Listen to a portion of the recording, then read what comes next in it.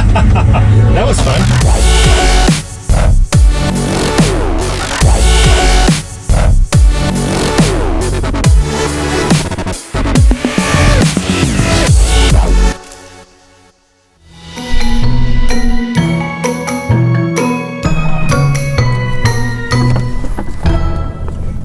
Hello, and welcome everyone to the 11th episode of Inside AMG, where we have arrived at the letter K. Now that is going to be K as in kinematics. Very complex, very technical topic, but also a very interesting one because we're going to be taking a look at kinematics from the perspective of our very own AMG driving simulator. And of course, as usual, we're also going to be having a number of experts. The first one of those experts is going to be AMG's godfather of kinematics, Michael. Hi Felix, how are you doing? Very well indeed, thank you. What are you doing with my simulator cabin there? I was taking it for a little spin, but I gotta say it lacks a bit of engine power. Yeah, that's true, but we're going to give you some more later on. Awesome. Come on in, I've got something prepared for you. Perfect, thanks. Oh, wow. So there it is.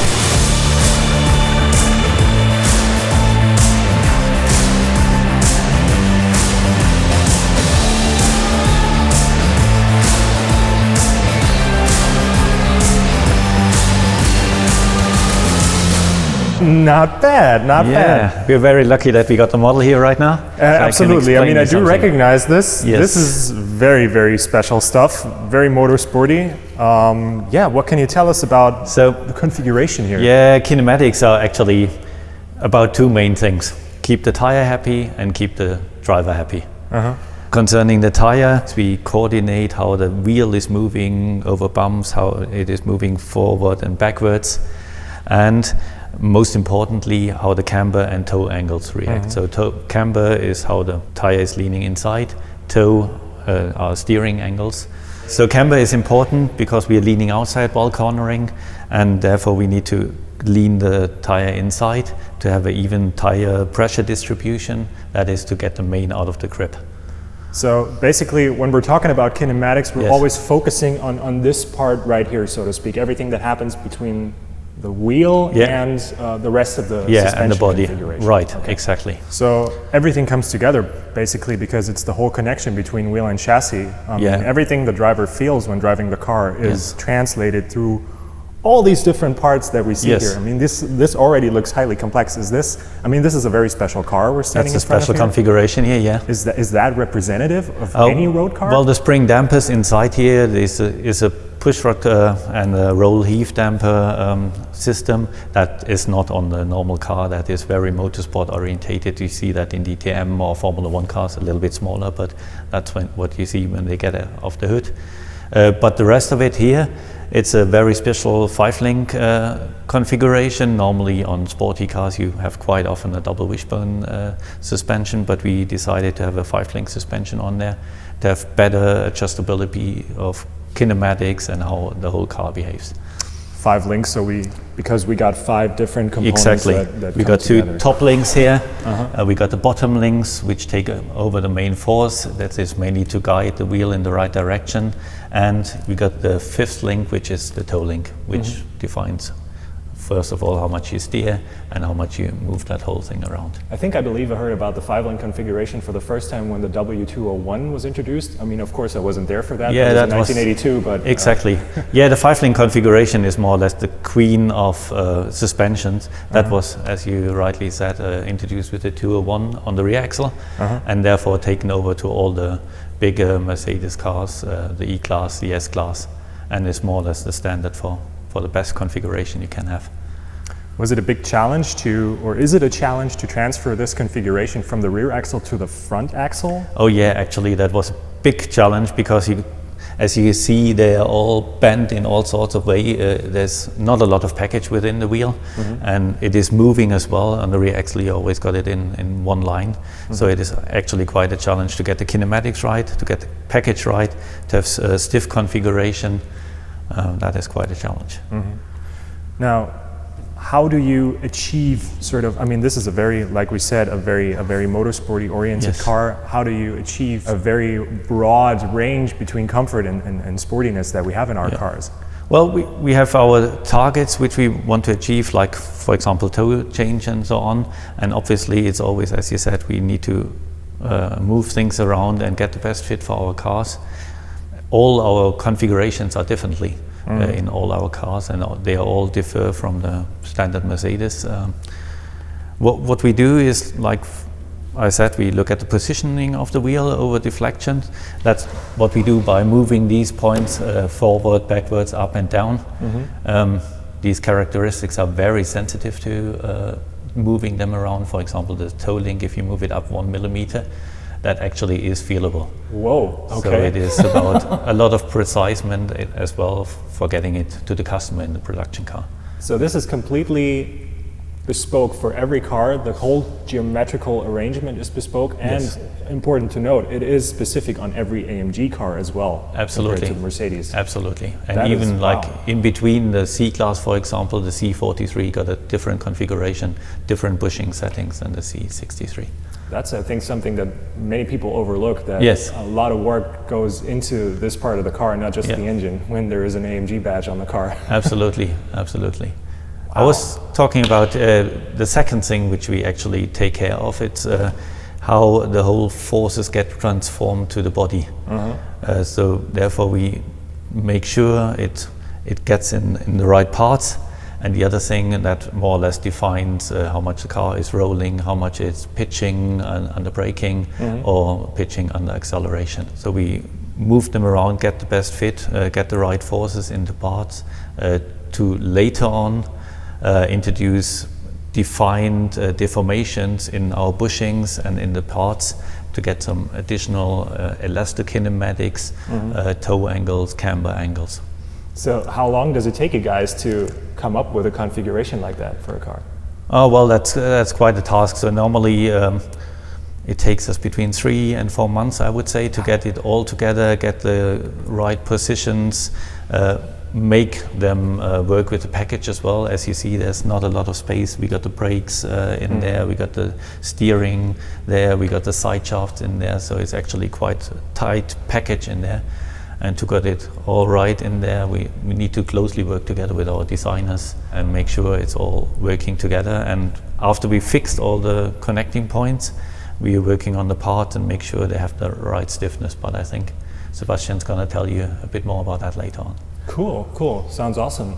Very nice. So, I mean, back in the G episode, we were at the Green Hell, of Yes. course, taking a closer look at Yes. how these things get tested on the racetrack. But everything we're talking about is happening in advance or in close correlation with those Yes, colleagues at the racetrack, absolutely, right? Absolutely. We're working constantly together. So you met Marcus, you met Tom working on the elastokinematics. So we prepare the settings. They have to test, or they're going to test. They give us feedback from the test track, and it's always, as you mentioned earlier, quite a task to get all the different characteristics together. Yeah. So it's quite a task. So we have like 200-300 characteristics we have follow, different curves, and to get the best fit for a car, that's quite a task. How do you work with these characteristics? Do you put them in some sort of mathematical models that you calculate, or do you put it just in the simulator that we're going to be taking a look at later on? Yeah. Well, actually, we start with a basic kinematics model and just make it more scientific later on. We have a MBS model, so multi-body simulation it's called. So all these different parts are replaced by a model on its own, and that gives us the information how much they're moving, how much they're deforming the parts. When we have this characteristic data, obviously we got some experience where we want to be and where we think it's best. Then we have a whole vehicle dynamic simulation where the car is driven around by a synthetic controller. And then if we're happy with that, we take it to the simulator, because that's the perfect tool for us. We can get the test drivers in there, which are driving the car later on. We can drive it ourselves and we can give it to the management. Just form a target where we want to be later on in the ready car or in the finished car, and just have a whole flow of just like working together as a team. Wow. We talked a little bit about elastokinematics. You mentioned that we're going to be taking a closer look at that with Sebastian. Yeah, exactly. Sebastian is over there waiting for us, and he's got something prepared. Let's go and meet him. Oh, that track really is a roller coaster. So, Mittelbache Höhe, braking, exactly, yep.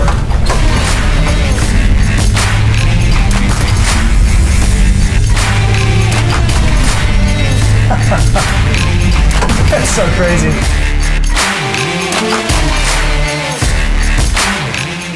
Oh, hi guys. Hi, Sebastian. Hello there. Michael.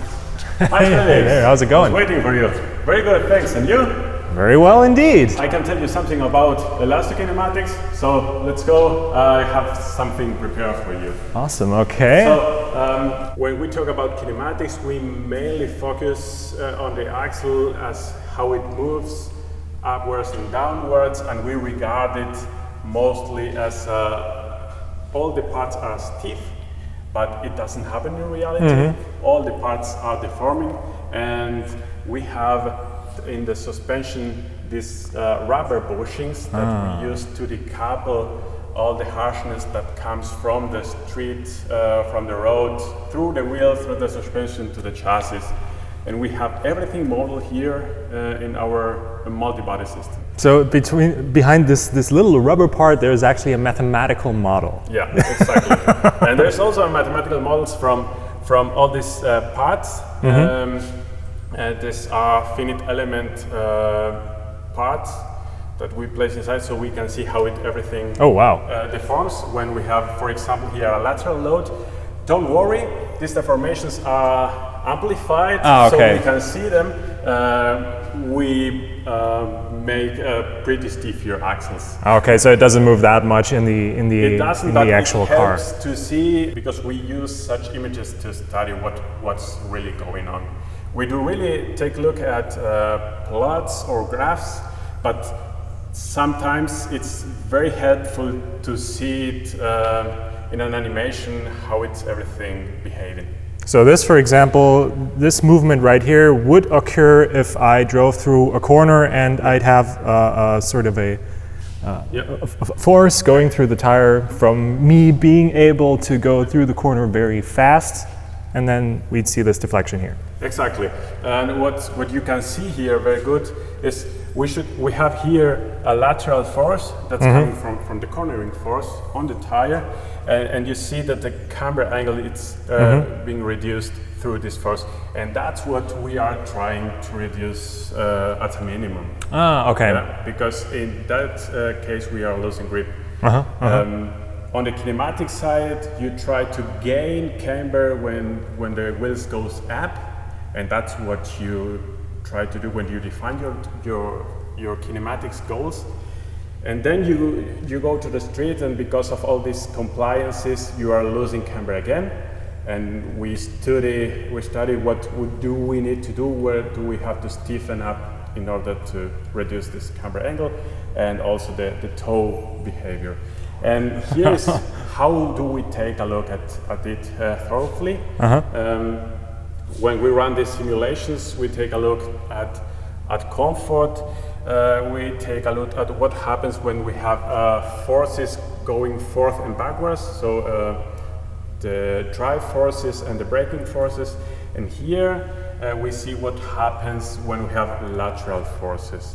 So if we go, if we start here on the comfort side, we are trying to see that in this direction we have enough movement of the axle in the longitudinal direction, because when you hit something on the road, it will deflect the tire and the suspension in that direction, and it feels more comfortable. If you are very stiff here, then all the hardness will come through the chassis. Then we take a look at what happens with the toe angle, the direction of the wheel, when we have driving forces and braking forces. This is very important. We are talking about here of very small deviations in angle. We are talking about 1/10 of degrees, and these are very, very important because the tire is very sensitive to that, and professional drivers feel everything. Every 1/10 is felt. These changes in direction can upset the car or make it more stable. And that's what we try to tune up here. The color always indicates the level of stiffness that you have in the part. The color schema is the level of stiffness that we have in every bushing, and every straight that you see here, it's one of the 5 links. Okay. So we know that when we touch this this link from a very stiff to very soft, we are making a change in this direction, and we change that much when we brake and that much when we have a driving force. Okay. And it's exactly the same here. So this is, for example, the spring link. You see that it has a lot of influence. And what is very important, and it's very related to the kinematics, is that the directions of all these straights come from the kinematic. The kinematic itself defines in which direction or which link is working under which forces and what is changing. And the most important part for us is here grip. We are trying to reduce this camber loss. So in that case, you are seeing that the baseline variant that we are taking a look at is here. We look at camber angle and toe changes, and for example, you can see here, this is the camber link, and it's the part that's most responsible for the camber change. Because the axis goes in that direction exactly along. in that direction. Yeah, okay. And here, for example, we have the spring link, and here the toe link, and you see the toe link works mostly in the toe direction. I think I get the hang of it. And that's very, very interesting, because when the driver comes and gives us feedback about how the car is behaving, and he tells us where we are losing too much camber maybe, we take a look which of the components we can tune in, and which influence does it have in all other characteristics of the axles. But you also have to here and here. You also have to translate the feedback that the driver gives you into the model first, because I can imagine that the driver probably can tell you, well, in terms of this diagram, what has to change about the handling of the car. You have to try to interpret what's going on. Sometimes we make measurements on the car and we see what happens, and then we have to translate it here. And what's very, very helpful is that we now have the driving simulator, so we can make changes here, put the driver in there and tell them, okay, is that what we are looking for? Okay. And you get immediately feedback about it. So that makes me very, very curious about that driving simulator. Would you like to see it? Of course I would. Come with me.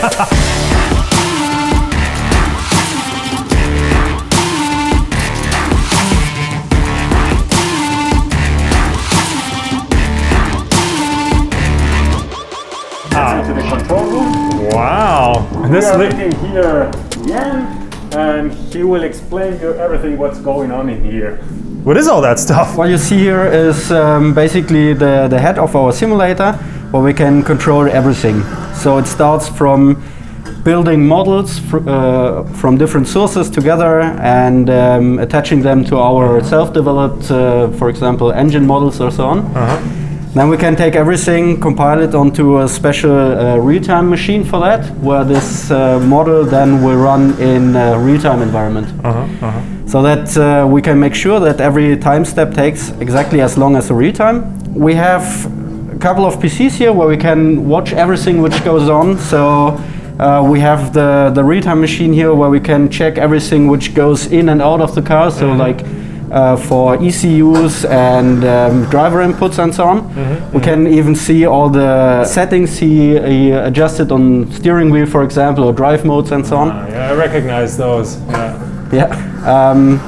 And then for sure we can watch our driver, what's happening, and if he's feeling fine or if there is any issue.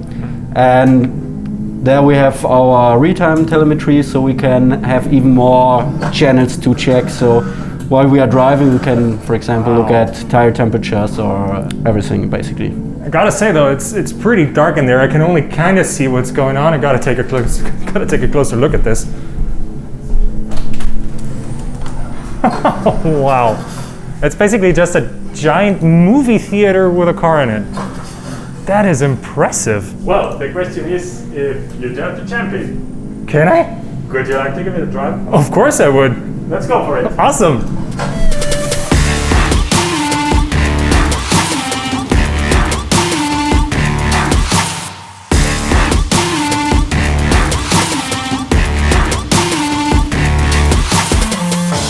We have the VI Cray 250 here, 5 on 5 meters of travel potential. That steel plate, it's actually 2 parts to fix together. Each part weighs about 14.5 tons. 14.5 tons? Yes, so it was quite a task to get them in here. In these black boxes, there are magnets actually in there pulling it down. And then we got air pressure pushing it up again, so we got a very precise even gap, and it's pretty much zero friction. So without these actuators you could actually push it around. Wow. But that's not everything. We got this laterally 1.2 G, but we got these 6 actuators, this hexapod, which actually gives us the possibility to move up and down, to pitch, to roll, and there we can add another 3.5 G acceleration, and that up to a very high frequency of 25-30 hertz. So it's actually moving quite a lot, that thing. That is really impressive. Yeah. How much does one of those things cost? Like the whole setup? Well, can't you tell the exact numbers, but it's around 4 million. Okay, yeah, definitely too much for my budget. But yes. I gotta say, I mean, this really makes everybody who's passionate about gaming very, very jealous. So if you got a lot of money, that's the simulator to go for. Very, very serious business. On top, Crazy. we have a cabin. That is our X1 bug. So that's what we use for developing the X1 with all the ECUs in there. But we can actually use it for all the cars we are developing. So we could actually give you the physics of a G model. We experienced that already, or a GT, or everything. So that we are not limited there. It's just about the interior feel. I gotta say, nervousness is rising. Yeah, so you want to have a go? I think you learned how to drive in the G-Class. You've been on the Nordschleife with Markus. So have a go. And normally you get a challenge as well. I do? So have you ever heard about motion sickness? Some people tend, the first few times they are in the simulator, because we are so close to reality, so your body thinks you're in the real car, but not everything is quite real. So some people get sick after a while. So your task is go around the Nordschleife, do a lap, and don't fill up that bag. I'll try to not fill it up but not by missing it, but by actually keeping everything inside me that is in there. Thank you very much. I appreciate that, taking care of me like that. But I hope I'll not ruin your precious machine. You're right. It's going to be fun.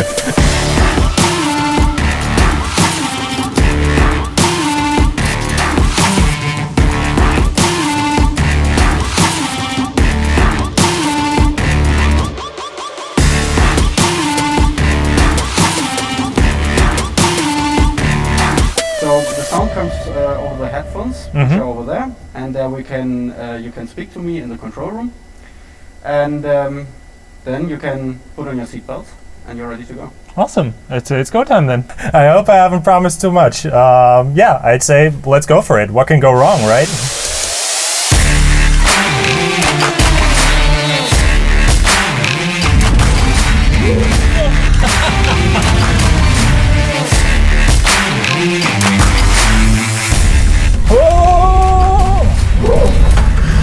I thought I could hold it. Guys must be thinking I'm driving like a madman, but this is actually a lot harder than it looks.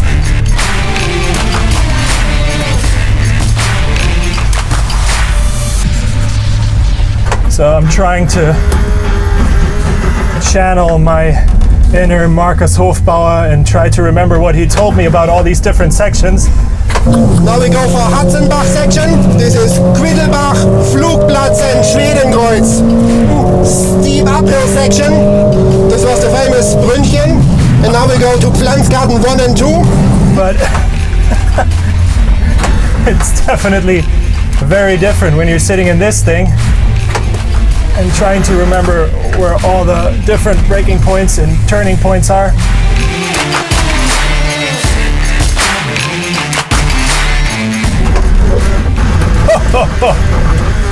Getting a bit sketchy under braking here. not that easy, I gotta say. But it is a whole lot of fun. And it actually requires quite a bit of guts to go through the corners because you know what happens when it all goes wrong. Depending where you go off, you can still get quite a shake. So the platform is capable of giving you 3.5 points. That is pretty rough. Crazy how precise everything feels. Like, car does exactly what I want it to do. Oh, now we go for the bumpy ride through the carousel.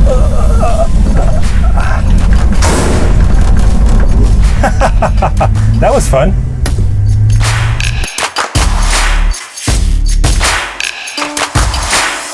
I think I need a little break from this because you're working up quite a sweat in this box here. Not too bad. I want to press pause. Yes, Yes. please. Wow. There really is no dignified way of getting out of that thing.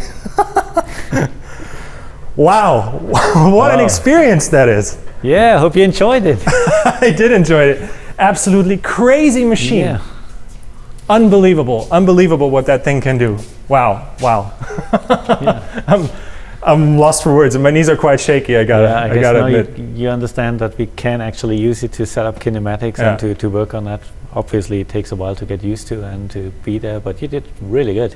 Oh, thank you. I tried to go slow and steady, but also at slow speeds you can feel very exactly what the car is doing and when Yes. the tail is going to step out and how everything feels and moves, and Yeah. it's really quite impressive, I gotta say. Thank you so much for having us here. Thank you for being here. This is a top exclusive experience, and I really appreciate that. Thank you so much for letting me take it for a spin and explaining everything. Sure.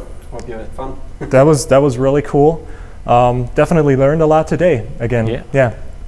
So there you have it, folks. Kinematics, definitely a very complex topic, very technical topic. We tried to break it down as easily as possible to make it digestible. A very interesting topic, though, to understand how our cars handle and why they handle the way they do.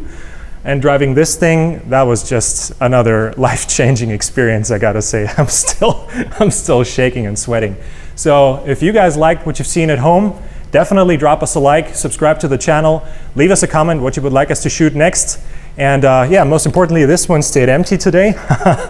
I'll see you guys in the next one. Bye-bye.